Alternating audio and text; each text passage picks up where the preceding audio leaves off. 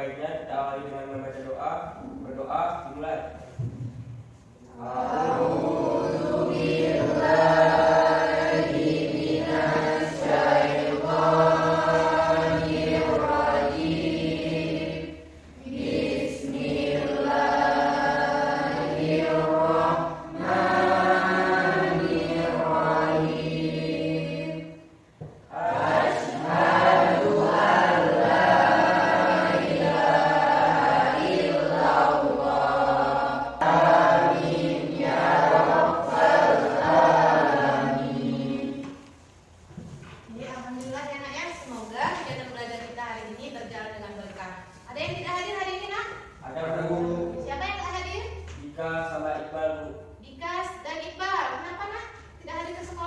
Sakit, Bu.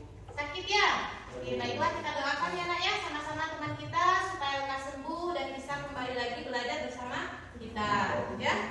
Baiklah anak-anak ibu, sebelum kita memulai pelajaran kita pada hari ini, kita akan sedikit mengulang ya pembelajaran kita pada pertemuan sebelumnya ya tentang konsep kesetimbangan.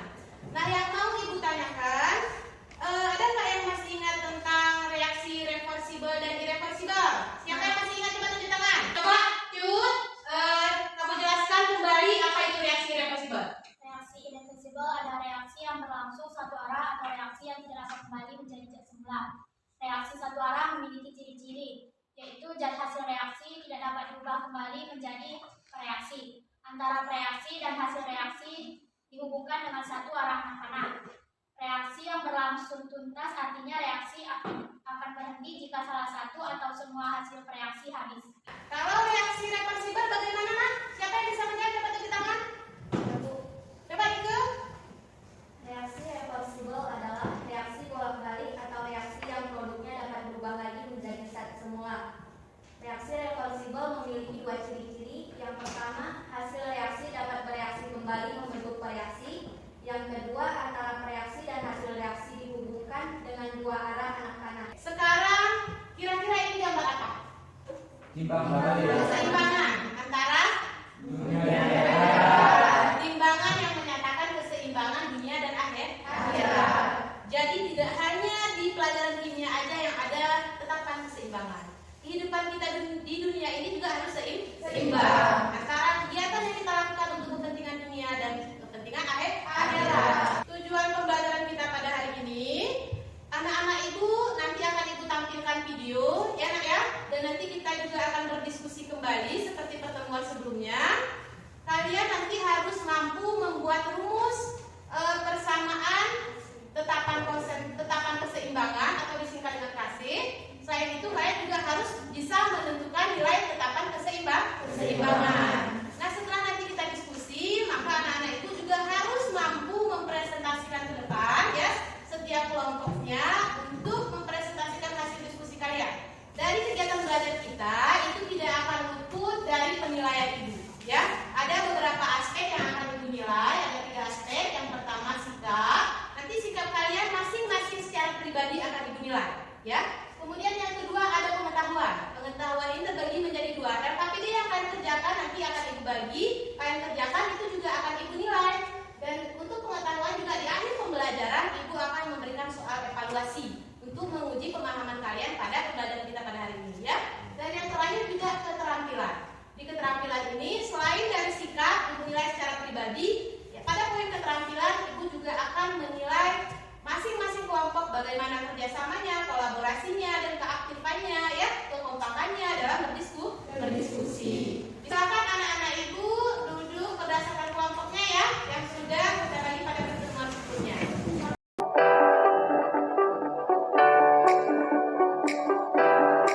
Ini ada RKP-nya dan bahan ajarnya ya.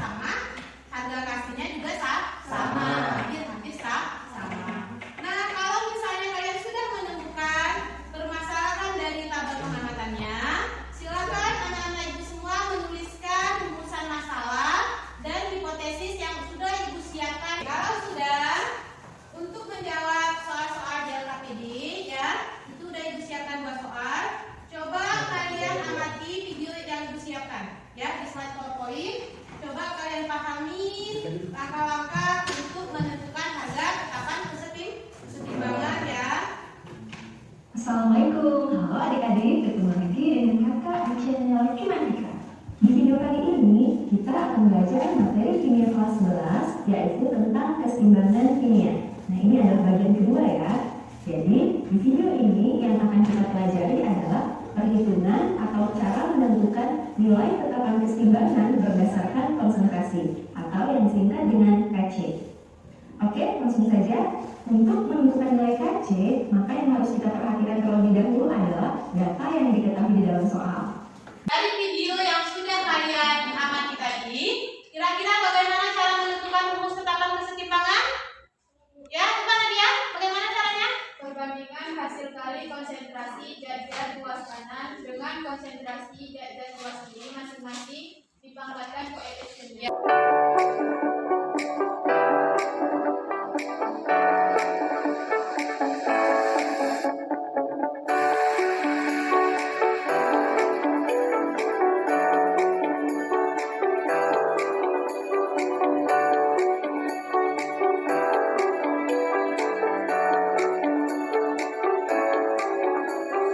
Silakanlah mempresentasikan hasil diskusinya.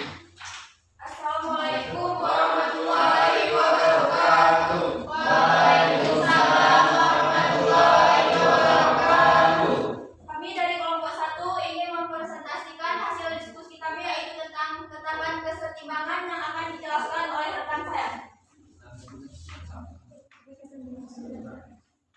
Jadi soal nomor 1, tuliskan rumus kesetimbangan dari reaksi di atas. Rumusnya Kc sama dengan konsentrasi N2 dikali konsentrasi H2 pangkat 3 per konsentrasi NH3 pangkat 2. Mana dibuka tanya jawabnya? Baiklah, ini presentasi kami. Apakah dari teman-teman ada yang mengasih saran atau mau yang ada dipertanyakan? Saya. Silakan kelompok 2. Saya dari kelompok 2 ingin bertanya, kenapa N2 yang bereaksi 2 mol? Saya akan menjawab pertanyaan dari kelompok 2. Mengapa N2-nya 2 mol? Karena perbandingan N2 dengan koefisien 2NH3 hasilnya 0,5. Maka 0,5 dikali 4 hasilnya 2 mol. Jadi, di sini rumusnya Kc sama dengan N2 konsentrasi N2 dikali konsentrasi H2 pangkat 3 per konsentrasi NH3 pangkat 2. Bagaimana cara mencari nilai Kc? Ya, bagaimana cara mencari nilai Kc? Cara mencari nilai Kc yaitu perbandingan antara konsentrasi produk yang dipangkatkan dengan koefisien dengan konsentrasi reaktan yang dipangkatkan dengan koefisien. Jadi Kc sama dengan konsentrasi N2 dikali konsentrasi H2 pangkat 3 per konsentrasi NH3 pangkat 2 sama dengan 0,75 dikali 2,25 per 1 kuadrat sama dengan 0,75 dikali 11,39 per 1 sama dengan 8,54 per 1 hasilnya 8,54. Jadi hasil dari zat di atas adalah 8,54. Dari mana datangnya hasil H2 itu?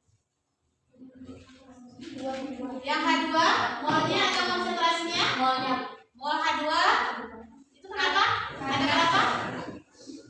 4,5 mol. Coba nanti jelaskan kenapa 4,5 mol. Koefisien 3 H2 dengan 2 NH3 3 dibagi 2 hasilnya 0,5 dikali 3 hasilnya 4,5 mol.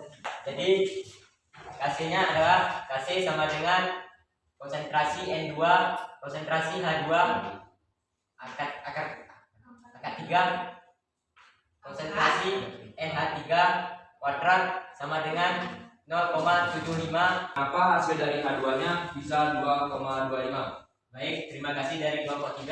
Saya ingin menjawab pertanyaan dari kelompok 3, kenapa hasil H2-nya bisa 2,5. Jadi 4,5 dibagi 2 sama dengan 2,25. Dari kegiatan belajar kita pada hari ini, kira-kira siapa yang bisa menyimpulkan? Saya boleh ini. Silakan dari kelompok 2 dulu. Apakah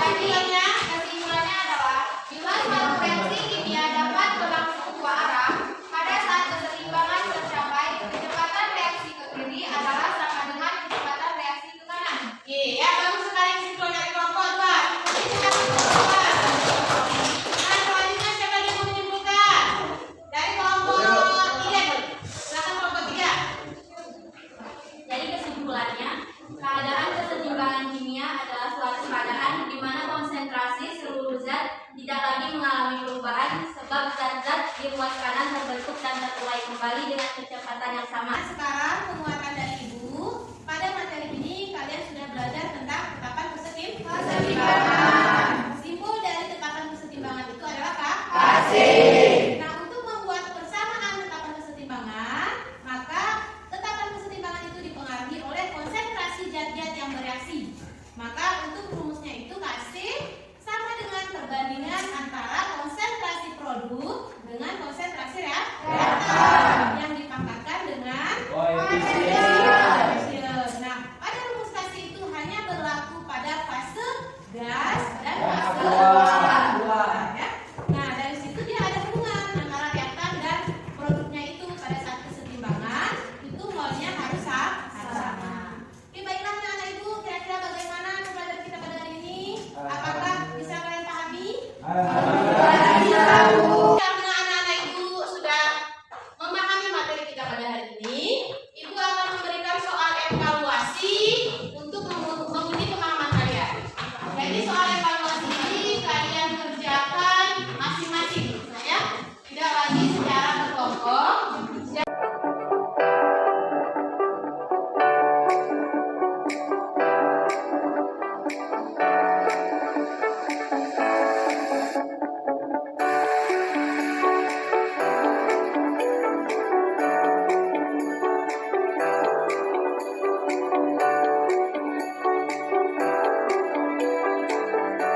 Untuk pertemuan selanjutnya, karena hari ini kita sudah selesai menghitung tetapan kesetimbangan, maka untuk pertemuan selanjutnya kita akan belajar mengenai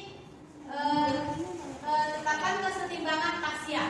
Kalau sekarang tetapan kesetimbangan berdasarkan konsentrasi atau kasih. Sini saja kegiatan belajar kita pada hari ini. Silakan ketua kelas dipimpin teman-temannya untuk membaca doa.